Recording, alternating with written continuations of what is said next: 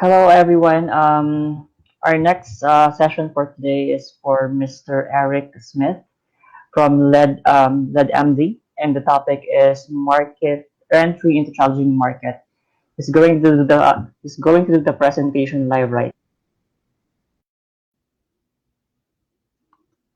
Okay, thanks, Ron. I'm going to run this one manually. We'll keep it to 20 minutes, though. So the presentation is about entering challenging markets. How do we get into markets that have difficult non-market and market environments? The way that we do it is through informed non-market. Just a few brand plugs really quick. LeadMD was recently acquired by Trendline. LeadMD has been a leader in B2C or B2B marketing for about 12 years. Trendline has been a leader in B2C marketing for quite a while. We're also going to be sharing some case studies from First Sight Group. First Sight Group is an innovative non-market strategy consultancy that they do a lot of bespoke projects with Fortune 500 firms, mostly in food, pharma, hospitality, and energy. My name is Eric Smith. I'm a cognitive psychologist. I've been in the business world for about 15 years. I'm really interested at the intersection between perception and reality. And I think as a business, it's essential that we can speak on both levels. So when we talk about non-market strategy, it's occurring at the intersection of public relations and government affairs and marketing and go-to-market strategy and central business strategy. And that's why I enjoy it, because that's where a lot of the meat lies, is at that intersection. There's been a move recently within the last 10 years to integrate non-market strategy into the core competencies of business strategic decision making. And this has been a positive move so that all of these other functions are aligned under a cohesive strategy. I'm going to let the video take over here, and then we'll see how good my memory is. Fortunate enough to have managed. When we talk about how do we integrate non-market thinking into our go-to-market strategy, it's important that we do it.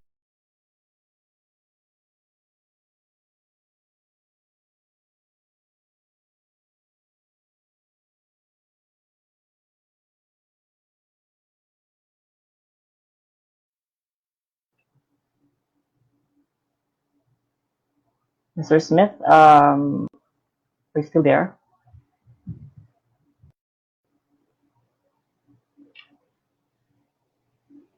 Mr. Smith? Yes? You're on mute. I cannot hear the audio. It's not coming through screen share. Let me double check again. All right. Okay, I'll just hold my microphone up to my speaker. Okay. All right, give me a second.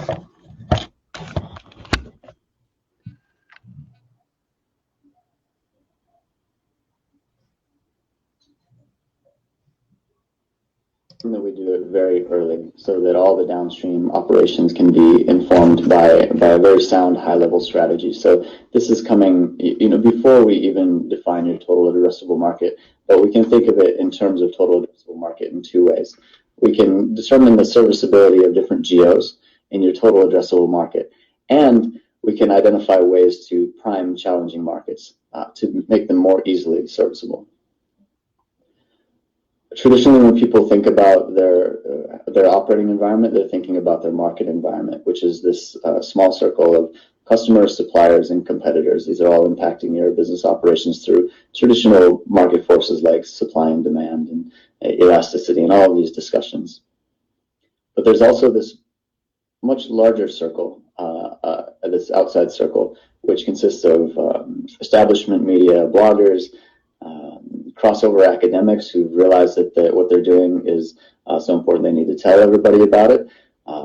Basic science, you've got activism, you've got legislation and regulation, and these are all acting to influence this inner circle, which is your market circle. The non-market circle is defining the rules of the game for your market circle. And these are all impacting your business operations. And in many cases, the non-market forces are are going to have much more profound effects on your business operations than the market circle does. So the key takeaway is that you can engage in this outside circle. Not only can you measure it and understand this non-market landscape that's shaping your rules of the game, but you can influence it. And if you don't engage, somebody else is going to engage to shape your rules for you. So it's really critical here that we're not afraid to use Machiavellian thinking, even if it's only to understand what the options of the other stakeholders are who are playing the game and they're thinking in these terms. So in my opinion, refusing to consider options and refusing to form an accurate understanding of the world doesn't really make a person moral. It just makes them lose. And I think we can keep our eyes open and we can form an accurate understanding of the world, and we can stay true to the values that got us here. So why do we put energy into this? The rules of the game are often very different between our primary markets and our growth market. And if we play by the wrong set of rules, this can bring catastrophic results. We'll look at a few cases of this. You can firewall your go-to-market strategy by geography, but you can't firewall your reputation. What you do in one geography is going to be heard around the world. So we really need to think about maximizing the positive impact in our growth markets while minimizing any blowback we have in our primary markets. So one example that a lot of you might be familiar with is McDonald's in France. At the turn of the French century, McDonald's became a very visible flashpoint for anti-Americanization and anti-corporate sentiments in France. You had French farm activists smashing up a McDonald's to send a message about U.S. trade policy. This was followed by popular boycotts, which connected to health influencers. They were spreading concerns about hormone levels in American beef. And this sentiment really risked spilling over from France into other countries, like the U.S., as people started asking why the French might not have been welcoming the firm with open arms. So it's really critical that we recognize that this was not a problem with McDonald's product. This is a problem with of this larger non-market space. It's almost a pure non-market issue.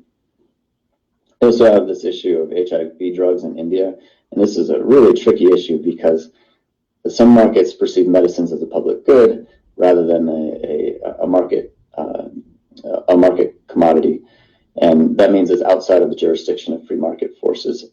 So when you have international organizations like Doctors Without Borders getting involved, that means that drug pricing needs to reflect this stakeholder environment, or the firm risks having their drugs regulated out of the market by compulsory licensing, support for compounding pharmacists and generics. And because this firm could go out of business if it starts giving its research and its commercialization away for free, one solution is to use higher prices in wealthier countries to subsidize the charity pricing in growth markets. But this gets really tricky because information crosses borders, as we mentioned, and this creates a really risky system of health systems in one country using reference pricing from other countries to justify calls for lower prices, and this creates a domino effect. So it's a really, really interesting space, and a really fertile non-market landscape. It's got stakeholders and influencers from all disciplines influencing the discourse. You've got psychologists like Daniel Kahneman talking about how we should revise our measures of what's the dollar value of a year of life. You've got physicians like Ezekiel Emanuel, and he's saying that the end-of-life care past 75 should be deprioritized to move some of those resources towards earlier life care. And all of these forces really impact drug pricing, and often more profoundly than traditional market forces, and just asking what will the market bear. So the failing to look at the non-market environment can be catastrophic, but succeeding can create, if not a period of market exclusivity, it can at least create a golden period of market dominance. And this can be in a high goodwill environment. A high goodwill environment basically means you have a little bit more room for error. You get a little bit more forgiveness for the inevitable errors that come up. So the solution can be any combination of operational changes, perceptual brand messaging, and regulatory work.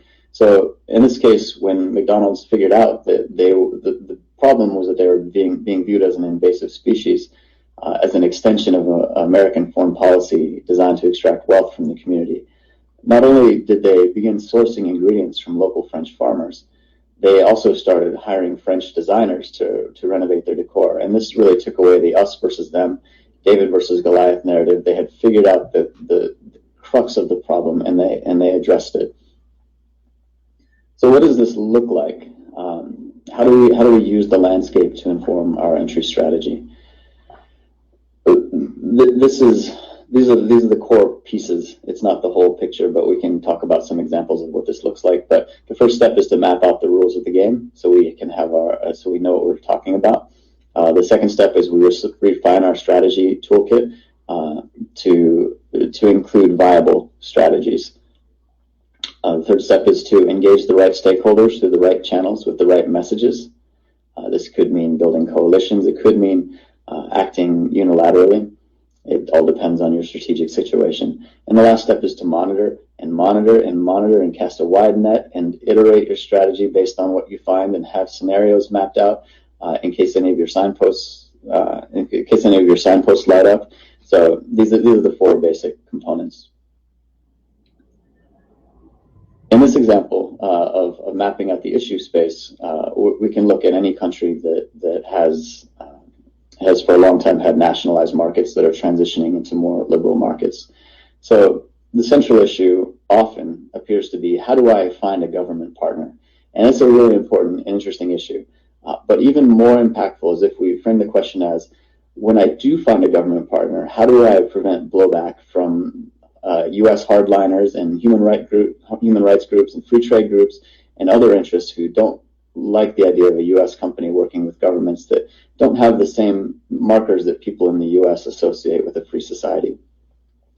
And you've got anti-globalists, you've got ethical tourists, you've got people who romanticize pre-industrial societies, and they're going to oppose any multinational entry into the country regardless of who the partner is. So how do we influence their position, and how do we reduce their likelihood of non-market action?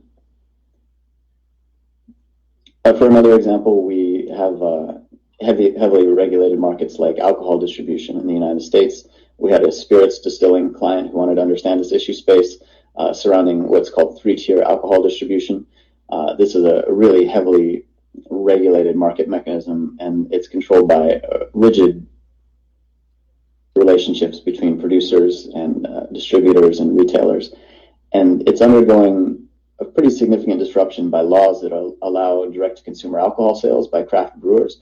And this creates a really fertile issue and influencer space surrounding creative destruction. And it creates some interesting tensions between morality-based lawmaking and free market sensibilities. So I chose this example because it shows that not only do you have to think about this in terms of countries, but also by provinces and states. And in this case, the landscape gets even more complicated by different state and province environments. So one of the signals we examine here on the left is popular support for disruption and decentralization. We measure this through natural language processing and factor analysis of web chatter and a large web corpus. We find that different states have different attitudes about how alcohol should be regulated, and this translates into very different legal and activist and regulatory and competitive environments.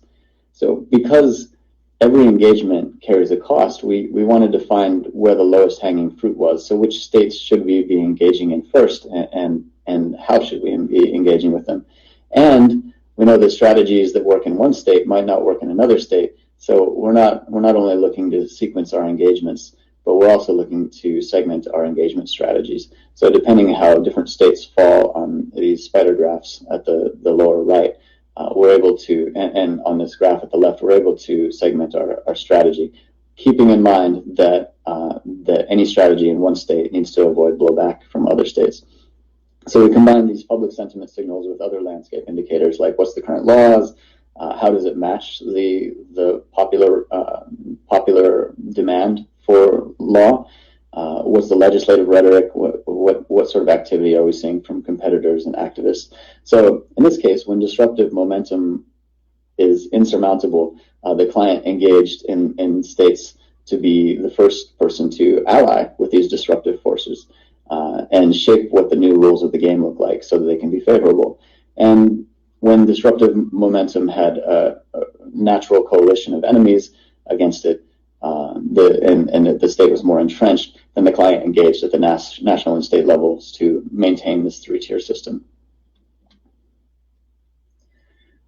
So we've used Machiavellian thinking and perspective taking and empathy with all the relevant stakeholders to identify what our options are. Then we need to prune these down to strategies that fit our core brand competencies and our personal values. So the example that I think about is a packaged foods company who is having issues with consumer extortion in China. This is something that happens. People will just toss a rat's tail in your food and take a picture of it and post it all over social media and hope that you're going to see it and give them free stuff. It happens everywhere.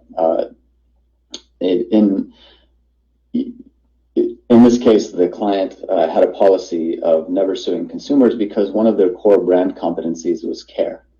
And you can't go around suing your consumers if you're also expressing care. So there's all these strategic options, but they didn't really fit the brand. So they needed to find a more clever pathway, and they chose to take a very high care strategy. So you took the visibility that was being created by the extortionists, you raise that visibility with high care solutions. You use it as publicity. You create alternate routes to market. If your product is at threat of being regulated, in this case, they were able to create some cross-border sales channels from neighboring countries. So moving on to the engage stage, we can use what we call a distributed political spreadsheet to really empathize with our stakeholders and map out where they stand. This helps us to build coalitions of stakeholders. It also helps us to figure out who we should be working with and what sort of messages we should be using.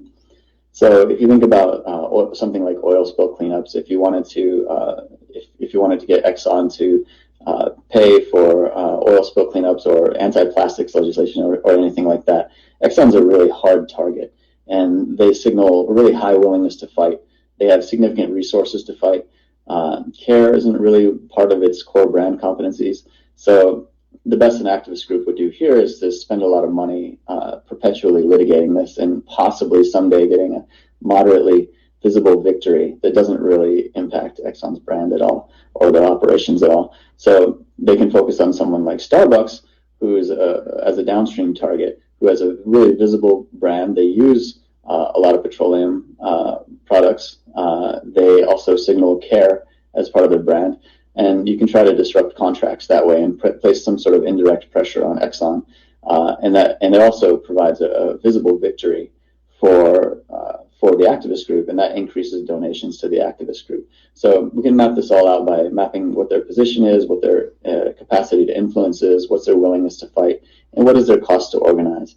And that can be plotted like this in order to get an idea of the motions that need to happen. So back to our case from the liberalizing market, we've got pretty powerful stakeholders both in our growth market and our primary market who aren't really going to be happy with the market entry. So U.S. hardliners, you've got the human advocacy groups and anti-globalists and so on. And maybe it violates their sensibilities about working with less liberal governments, or maybe they believe it's contaminating the purity of cultures that have been untouched by global capitalism. So what you can do is find a common influencer or a common stakeholder who's influential. They have high predicted non-market action. They've got high capacity to influence. They're fairly well organized, and they have a neutral position. And what we can do is form a coalition of people in this stakeholder group and try to drag some of these other stakeholders who do care what the central stakeholder, in this case it's religious leaders, they do care what they think, and they take what they say seriously. We want to drag these bubbles to the left, and we also want to shrink them in order to reduce their predicted non-market action. Once we've created an engagement strategy, we want to monitor. We want to keep our eyes open, and this doesn't mean just looking at chatter about our brand and our competitors' brands, or just keywords that immediately relate to our products. Is something I see a lot when people talk about monitoring. What we want to do is cast a really wide conceptual net, and then we want to filter it down for relevance. And this is where the art and the science come together. Is how do you set your filters? How wide of a net do we need to cast? My preference is you cast as wide a net as possible. So I like to include financial, regulatory, reputational, early warnings from your suppliers, country level regulations, consumer trends, legislative rhetoric, raw material supply chain issues, religious movements, anything. And then also, we want to find unknown risks, and you can't predict the content of those risks, but you can use natural language processing to identify risk language, and then figure out what the issue is from there. So, as an example, we, in our monitoring for a pharmaceutical company, we found in the cosmetics press and forums and blogs, people were talking about talc and the safety of talcum powder. And that's something that hadn't even hit any of the pharma press yet. So we were able to get some heads up there and create a crisis response before it even hit the market. Same thing with hypermalose. It pops up in the construction industry press. It popped up long before it popped up in any of the pharma press. So, we take these as signposts, and we want to be watching these signposts with our eyes wide open. Doing that lets us react to our environment with agility, but it also lets us proactively run scenarios and strategic war games based on any changes that we expect in these signposts. So, core takeaway: we want to do a lot of planning, but not make a lot of plans. And this means creating a non-market intelligence and strategy practice that is enabled by technology and by subject matter experts. So the two really need to be working hand in hand. The subject matter experts are going to miss things because that's what happens. Experts get really good at things, but they miss things out in the periphery. But the technology doesn't know what to do unless it's set up in relation to our subject matter expertise. So we need to keep a really flexible relationship between those two. We want to be combining proprietary and open source data. So some of the developments in the customer data platform space have been really interesting, and some of these other data aggregators have really enabled some non-market work. A lot of the open source data still you have to collect manually, and that's just life, but it's so valuable you do it. We need the practice to be agile and iterative, and the practice also needs to integrate into your core operational decision making and your branding efforts. So this is something that's not a PR organ, it's not a government affairs organ, it's your central strategic organization organ, and this needs to really be informed by non-market strategy. Okay, thank you very, very much. Let me know if you have any questions. We really like working on these projects, so if you've got something interesting, let us know. Thanks a lot. All right. Thank you so much for that very interesting presentation, Sir Smith. So we're open for Q&A now. If you have any questions, please feel free to type in your question at the Q&A portion of the platform. Yes, are you able to see the Q&A, sir? I am. From Carolyn. Carol, yes. I would say if you're looking at the foundations, the question is, are there any books that you can recommend? If you want to get the foundations of this sort of non-market business environment thinking, you can look at David Barron at Stanford. He has a textbook, which it's called Business and Its Environment. Also at Stanford, there's Professor Neil Malhotra, and he's been really instrumental in positioning non-market strategy as a central function of an organization. You also have Daniel Dearmeyer, who is at Kellogg Business School. He wrote a lot of papers, many of which are publicly available. He also has a book called Reputation Rules, and that really crosses a lot of these academic concepts over into the business world. Currently, he's the chancellor at Vanderbilt, so he's doing different stuff now, but he's got a lot of foundational work. There's some papers by Mathieu Trepanier and Caroline Thibodeau. They were also from Kellogg, and they really pushed the envelope. And they personally broadened my horizons about how I think about the non-market work. There's also a paper from 2015 by Dylan Miner, and it's very high level, but it's about how important is it for your business, or how do you integrate non-market strategy into your business at a core level. It's called the Organization of Non-Market Strategy, I believe. But his name is Dearmeyer. He's from Kellogg Business School as well. So there's a lot of stuff. But I'd start with David Barron. He's got some really great work. From Johan, yes, case studies to recommend. Harvard Business Review has a lot of non-market case studies. So if you just Google that, you'll see a few of them pop up. You'll also find a lot from Stanford. They're one of the other big non-market groups. So if you just type in Stanford non-market case study, you'll find a handful of them. Also, Kellogg Business School, they have a really strong non-market program. A lot of the case studies are going to come in the form of academic papers as a means of illustrating more general principles. I find that really interesting, but also HBR, Harvard Business Review, will unpack them in a more businessy language. All right, thank you. So if you have more questions about the presentation, you feel free to visit his virtual booth. There's an option there to request interest, wherein you can actually you can receive your message there, and you can set up a one-on-one meeting, and you can also email him directly. Great. Do we need to do anything special to get over to this booth? Just go to Arena, and then just just look for your name or your company there, and you'll be able to meet the people who are interested. Also, if you can also invite them in the virtual lounge. There's a lounge wherein you can sit there and meet other attendees and talk about the presentation or anything about you've discussed today. Okay. I will head over to the booth.